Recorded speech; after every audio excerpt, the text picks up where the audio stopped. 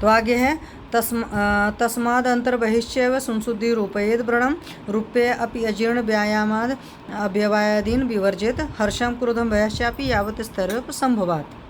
तो क्या है, इस कारण भीतर और बाहर से भली प्रकार शुद्ध हुए व्रण का रोपण करना चाहिए तथा रोपण होने के बाद भी अजीर्ण जब तक उस स्थान में पूर्ण आरोग्यता नहीं दिखलाई दे तब तक अजीर्ण व्यायाम, स्त्री संभोग, हर्ष, क्रोध और भय इनका वर्जन करना चाहिए।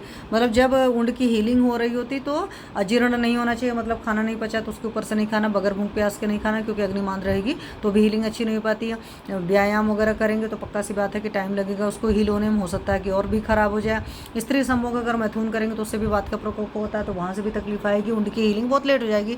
अगर बहुत ज़्यादा हर्ष है या बहुत ज़्यादा गुस्सा है और भय है तो इन सारे से क्या होता है, दोषों का प्रकोप होगा, रजस तमस दोनों ही दोष प्रकोपित होंगे और उसकी वजह से उंड की हीलिंग लेट हो जाएगी। तो इसलिए इन सारी चीज़ों को नहीं करना चाहिए।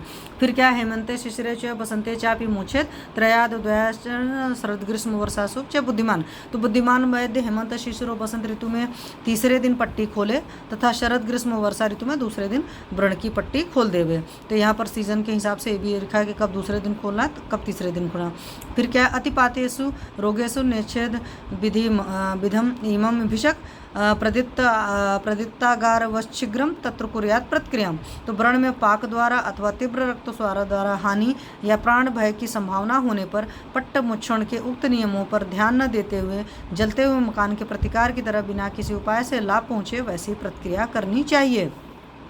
फिर अगला क्या है, या वेदना शस्त्र निपात जाता तीव्रा शरीरम प्रदुनोति जंतो घृतेन सा शांति मुपैति सिक्ता कोषण अष्टु मधु कान्वितेन।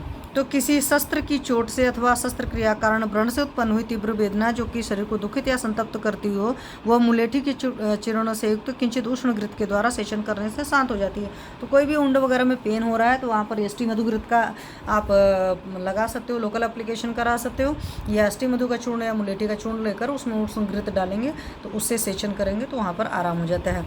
फिर इसके बाद क्या है, इति आयुर्वेद सतत्व संदीप का भाषायाम पंचमोध्याय। तो इस तरीके से 5वां अध्याय खत्म होता है।